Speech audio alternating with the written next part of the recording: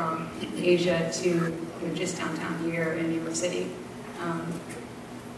You have been an incredibly articulate, and yes, I am unabashedly biased, advocate for those of us who are committed to civil society, being tuned into not only what's happening in our governments, but also what's happening kind of in our macroeconomic environment.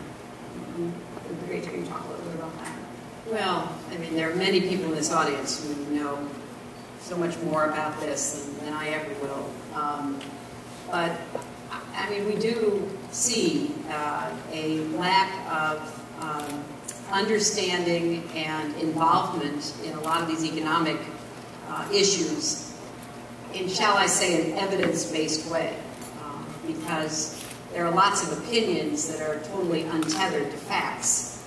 And I think the more that we could create an economically literate citizenry, not only in our country, but elsewhere, the more you could perhaps see decisions being made in both the public and the private sector that were reflective of the kinds of choices and the right choices that lie ahead of us.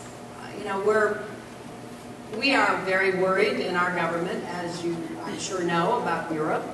We're still worried about growth in our own country. We're worried about the potential impact in the consuming countries like ours, but also in poor countries, because contagion is not just a health term, it's also an economic term. And how we begin to think through and act in ways that are honestly politically difficult. And it's not just here, but Europe and elsewhere. These are politically difficult issues. We need a stronger voice coming from the private sector and civil society to support political leaders.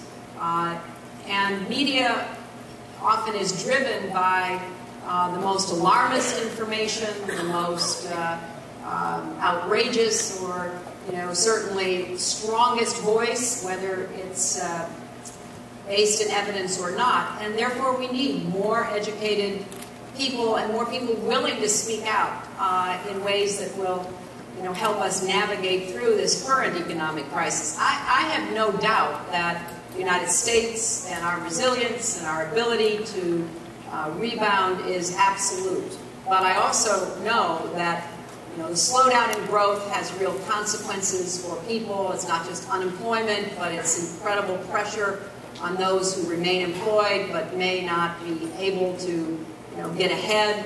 I saw a recent statistic that 1/3 of the people born into the middle class in the United States in the last generation have fallen out of it in the last 8 years.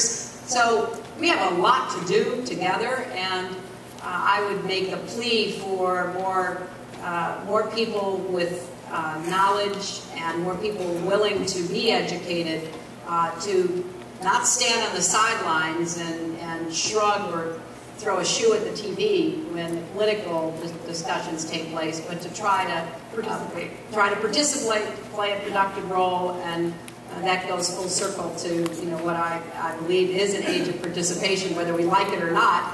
I'm just calling on people who have educated opinions, who have a voice that should be heard, to participate and not just leave it to those who are maybe have an axe to grind or a commercial or an ideological agenda to push, or are just not well informed, because that doesn't lead in a democracy or anywhere else to the best decisions.